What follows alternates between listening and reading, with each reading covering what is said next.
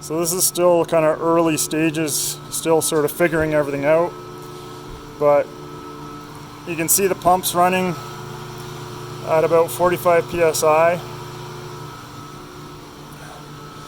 Trying to keep the brine tank level sort of like around 20 to 30-ish when running, and that's so that when we shut the pump off, it's not going to expand too much due to air pressure. The pressure gauges to watch here are this one. Right now it's at 42, and this one here, which is at about 44. So this is the following the first filter change, and during the first set of filters we saw the pressure here within about a half an hour probably climb to 50, and this dropped to about 10 over the course of about half an hour. So it was pretty quick that it loaded up the filters the first time around.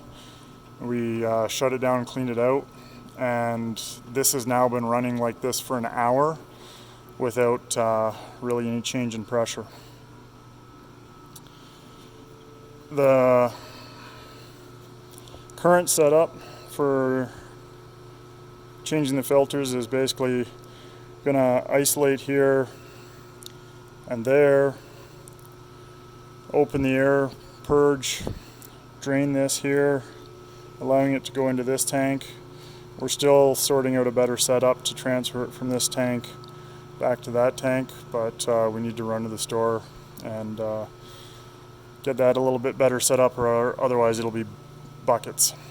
So this spot had a little bit of a leak, nothing drastic, but in order to keep it from making a mess, just wrapped it up in pipe wrap to keep the drips, and we'll see how it handles shutting it off. Because this kinks just a tiny bit, if this isn't pressurized, we're going to try shutting it off by keeping pressure in that line.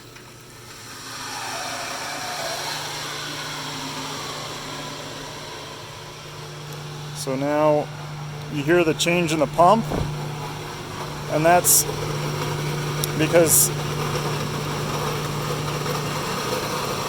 there's now nowhere for it to flow.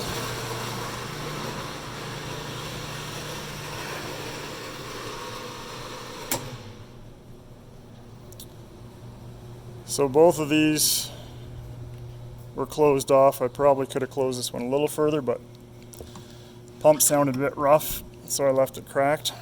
So hopefully that'll maintain enough pressure in here that it's not going to kink over here and leak more than it was. That looks pretty good. So now we'll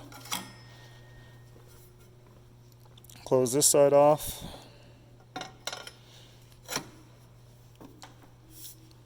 This extension definitely helps. Ideally you want these to be right in line so that you know that the valve's fully closed. And then you can crack this. You can already hear it sucking in some air.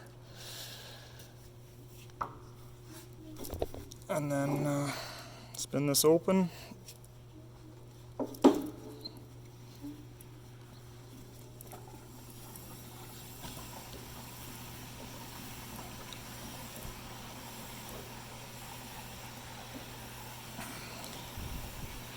And so we figure that the brine needs to go until it's about at the level of these black pieces in the corners.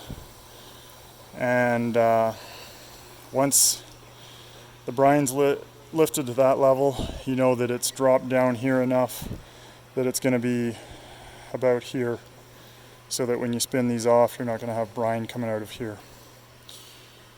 That's going to take a minute, so I'm going to stop the video and I'll start another one.